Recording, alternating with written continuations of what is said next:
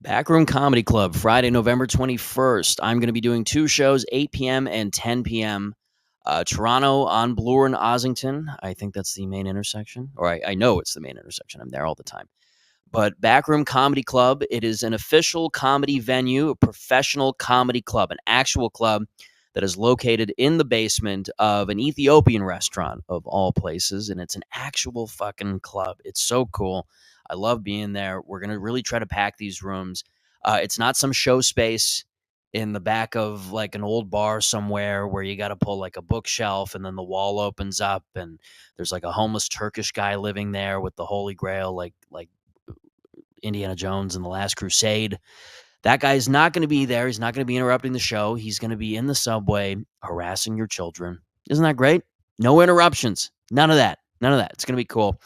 Friday, November 21st, Backroom Comedy Club. You can get the tickets in the link on my bio on Instagram, or you can go to backroomcomedyclub.com. And I'm working on a website too. I got some things happening. The wheels are in motion, as Jerry Seinfeld would say on Seinfeld. To Babu. If you're a Seinfeld person, you will know what I'm talking about. You're a very bad man, Jerry. Very bad man. Yeah, November 21st. I'll see you at the show. The World Series has popped off. We are, I think, Game 3 tonight. By the time this episode comes out, I'm going to try to put it out tomorrow or the day after the recording. Yeah, so like, I don't know. We're doing this on a Monday, everybody, on Monday night. I want it out by 2. I don't know why I'm fucking talking to myself. I should have thought about this beforehand. Yeah, but the World Series is happening. Toronto Blue Jays versus the Los Angeles Dodgers, the Dyers. And it's something. It's a spectacle here in the city of Toronto. I have not seen the city this excited for a long time. Like even in 19, when the Toronto Raptors were in the championship, which they ultimately won. I remember excitement, and there was like a real fervor in the air. People were really looking to go out to bars. Every bar you went to was packed. Everyone was just there to cheer on the Raptors. It was like a cool moment for our city. And it was nice, but there's something about right now. I don't know if it's like politically the tensions between the U.S. and Canada or whatever's going on, but it's like you feel something happening. Just for the city of Toronto, though, if you live outside of Ontario, I got a bone to pick with you guys. I made a short little video a couple weeks ago on this topic, and it was met with mixed reception, and this will probably be as well. The Toronto Blue Jays are not Canada's team. They are Toronto's team. They are Toronto's team. All right. The people, you can like the Blue Jays, you can be a fan of the Blue Jays, but to say they are Canada's team, you don't get, as the rest of the country, to make fun of Toronto and bash Toronto and criticize Toronto, saying that we're all a bunch of yuppie hippies who, we're pricing everybody out of everything, and we're arrogant and we're rude, and it's a bunch of homeless and we're crime ridden and we're all those. Those can all be true, but me as a taxpayer who lives here, I have earned the right to say those things, all right? Not a person who lives afar, right? Not a person who, I'm talking to you, Vancouver. I'm talking to you, Montreal. I'm talking to you, Halifax, Nova Scotia, all right? I'm talking to you, probably Saskatoon. I'm talking to the country of Canada right now. For my U.S. listeners, hopefully there are a lot of you. There are a lot of you on Instagram. This is an internal battle that I'm having with my country right now. Yes, Toronto is pricing everybody out of the idea that we're paying thousands of dollars to live in shitty little studios with no central air. Okay. That's not a good thing. But as a taxpayer, I can talk about that, right? Yes, the city does not move, right? It takes sometimes a full hour just to get off the highway from an off-ramp, right? Because there's a guy down below on the street jerking off in the middle of the intersection. Plus, there's a streetcar that's stuck and can't move. It's the old streetcar fornicator combo. Not good. The city doesn't move. There's too much traffic. Yes, there's a lot of crime. There's a lot of homeless issues. There's a lot of different stuff. But I, as a taxpayer, can talk about that. Yes, the Toronto accent, the quote unquote Toronto TikTok accent is a little much. Is a little much at this point. The yo fam, yo wagwan crew, do you want to go to Baskin Robbins and get some Rocky Road fam? You want to get the kids sport ice cream deggy? It's a bit much. Fall back a little bit. Fall back. Fall back a bit.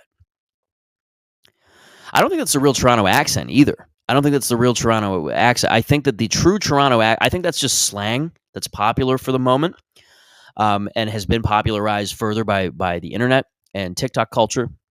I think the true Toronto accent, like the accent, is like a guy who lives like north of Eglinton in Etobicoke. He lives like north of Eglinton on like Royal York Drive, and he's like, yo, bro, yo, what's going on, bro? Yo, doc guy, bro. He lives in an Italian Portuguese neighborhood. His entire house smells like a freshly built deck. The cologne he wears just smells like zucchini. That's the guy. That's the guy, bro. Yo, you want to go to the Leafs game, bro? You want to go watch the Leafs game, bro? Yo, Austin Matthews, bro. Austin Matthews has a great hairdo. It's a guy named Paolo. His middle name is just Place Construction Company here. Those guys. Those guys, bro. Those guys, man. I've known guys like that my entire life. My uncle sounds like that a lot. My Italian uncle that married into the family has that kind of has that the beginnings of that talk, and I think that's the true Toronto accent. And by the way, it's multi-ethnic. It's like Italians, Portuguese. It's a lot of Lebanese people. It's a lot of Serbians talk that way. I've heard Indian people who've lived here for a couple generations who they talk like that. It's yo, ma. They don't carry their vowel. It's just. It's like a Tim Hortons cup. If someone waved a wand over it and it became a man.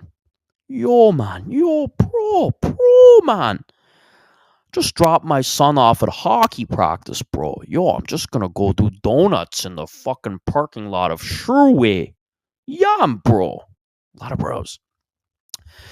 Yeah, I feel like that's the Toronto accent. But yeah, again, like these are the inner city politics that we have, and as a taxpayer, I can talk about it. Not you in Vancouver, not you in Halifax, not you in Montreal, here in Toronto City. I'm also from Mississauga, too. I grew up outside of the city, primarily. And, yeah. It's a lot of stuff. But I was at the first World Series game. Don't forget. I was at the first Toronto. No, actually, the second World Series. I was at the second World Series in '93 when Toronto was playing the Phillies, I believe. It was Blue Jays Phillies, which Toronto ultimately won. And I'm sure it was a cool moment. I don't remember much of it. I was 2 years old, but my parents apparently, they talk about this. I've asked my mom to try to find photos. She can't. But they apparently put me in like the blue paint. They had me as a little Blue Jay, and they brought me to the game as their mascot. I was exploited as a child. I was treated as an object. Where's my Me Too story? Huh? No, I'm sure it was a good game. Yeah.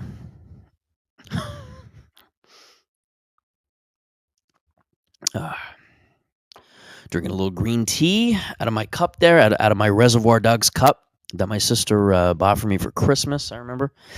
And I'm trying to get healthier.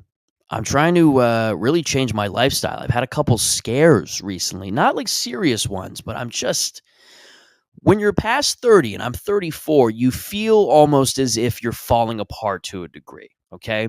Your metabolism at this point is slowed down to the point of like, okay, you're starting to really notice some immediate changes after a couple days of real eating, right?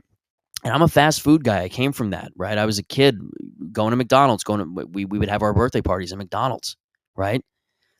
So you were kind of conditioned to just eat all the shitty food. Wendy's, Burger King, Subway, Mr. Sub. Mr. Sub is a popular submarine sandwich shop here in Canada. And you would just shovel that shit in with adults cheering you on. You would start with like a little cheeseburger, and then you would go up to a quarter pounder. The Big Mac was usually for the adults. Every now and then you'd graduate to a filet of fish.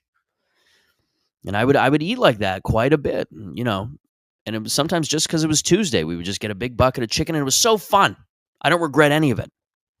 I loved being a fucking seven-year-old little pig who never gained a pound. I could crush in high school like 4 double cheeseburgers a day off the value menu, and that was my lunch. I was a fast food guy, and then when I started working in warehouses at 23, every morning I would crush 6 cigarettes on the way to work. I would pick up a BLT bagel from the Tim Hortons drive-thru, extra large coffee, and I would shovel that in, and I was good for the morning. But that was, you would just do that day in, day out, and my body can't handle it anymore. I had a girl recently who noticed that I had sleep apnea. She's like, I think I heard you just woke up in the middle of the night. You're like that. Like a fucking Afghanistan war vet. Just waking up in the middle of the night. I can't do that anymore. So I'm trying to make some changes. I used to be a hot, believe it or not. I used to be a solid 8, maybe an 8.5. And I would walk around bars. I was confident. Women loved me. I loved women. I still do. But it's harder now. I want the body that I had when I was a 24-year-old pervert. I would like that. Am I not allowed to go back to a size 30 waist? Now I'm trying to eat greens. I'm trying to eat good. My family cooked, by the way. My family also cooked food. But there was no, like, all of my friends growing up, they were from these immigrant families where their parents really had, there was like a spiritual element to food. If you had a certain type of mashed potatoes, that was heaven, right? And I would go over to their house a lot of the time, and I would stay for dinner. I would stay at my Greek or my Middle Eastern friend's house, right? And I would stay for dinner, and you would have this meal that was about 17 syllables. And their parents would stand over you like, Alex, you must eat. The food is good for your soul, Alex. It is good for your soul. It is good for your soul. And then they would start talking in gibberish like the Exorcist. It is good for your soul.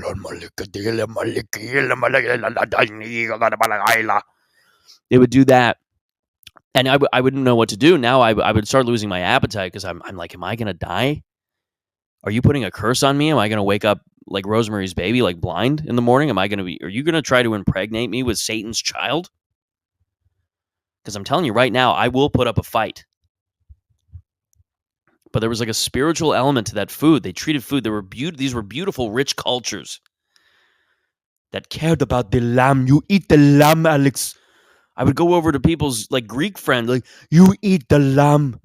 You eat the lamb. You eat the lamb's esophagus, Alex. You eat the lamb's esophagus. It is good for your spirit. It is good for your spirit. They would do that. And you know, horrifying as it was, I have to respect it. There's some beauty to that I just don't understand. Oh, man. I was conditioned to love fast food. Conditioned since a kid. My first jobs were fast food. I worked at a Harvey's Hamburgers, another big, for U.S. listeners, it's another big burger chain here in Canada. Very good burgers, but I have very fond memories of being a kid eating their burgers, and naturally, you know, it was the first job I applied for. It was my first part-time job after school when I was in the 10th grade. I had like paper routes and shit like that, but like my first actual job where I had to show up to a place, I was 15. It was Harvey's Hamburgers. And I remember I had a Jack Sri Lankan manager, this boss who would come in every now and then. His name was Manny. And he reprimanded me multiple times. Didn't fire me because I think Manny knew that I was a teenager who needed guidance. Manny cared about the Jack Sri Lankan guy cared about the kids.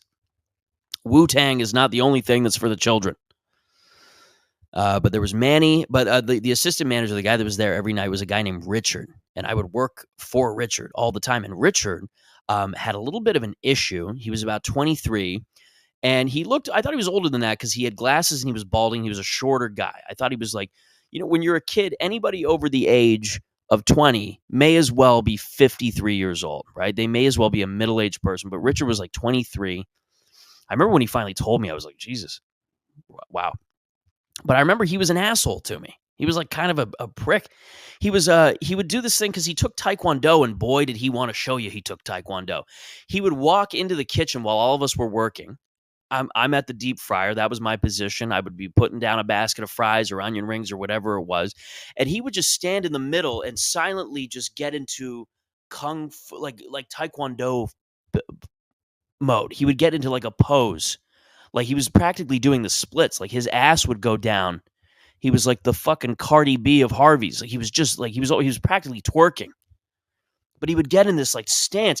And I remember Richard, he was half Lebanese, half Italian. So he was half Hezbollah, half La Cosa Nostra.